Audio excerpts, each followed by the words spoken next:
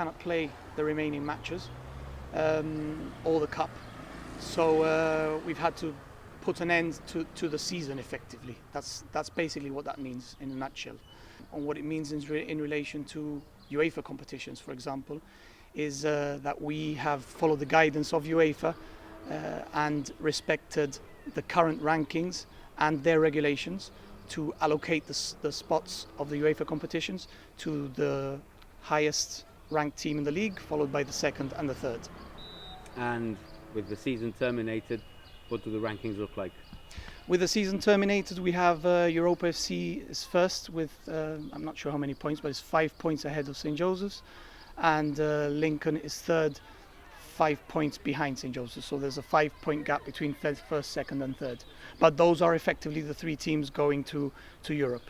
Europa FC will go to the Champions League, and St. Joseph's and Lincoln will go to the Europa League. I suppose a very difficult decision to take. A lot of hard work has been put into the season, players, coaches, everyone involved. What's the reaction from the clubs? Well, I think, the clubs throughout this whole pandemic have been extremely supportive. At the end of the day, everyone understands that these circumstances are purely extraordinary and there's not much that we can do.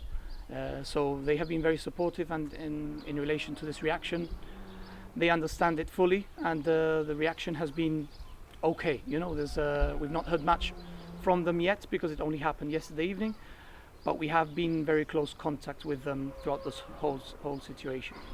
And going forward, a very difficult place to be. I mean, the lockdown is slowly being eased. No doubt sports will be one of the last things to be released from the lockdown, as are cultural events and mass gatherings.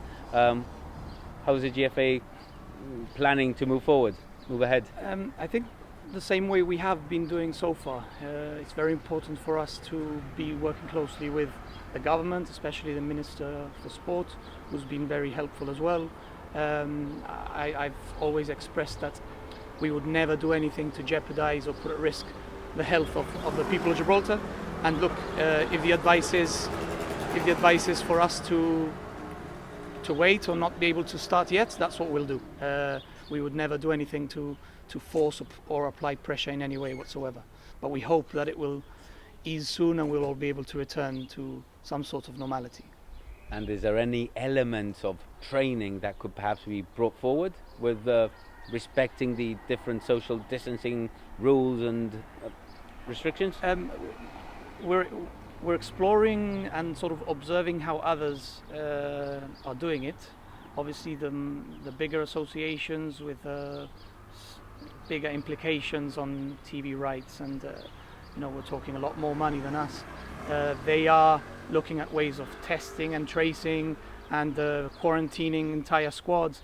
I mean, that's a bit too far-fetched for us, but we still have time to see what happens and see how the others progress. I think we'll be able to take some good examples on what they do and follow suit.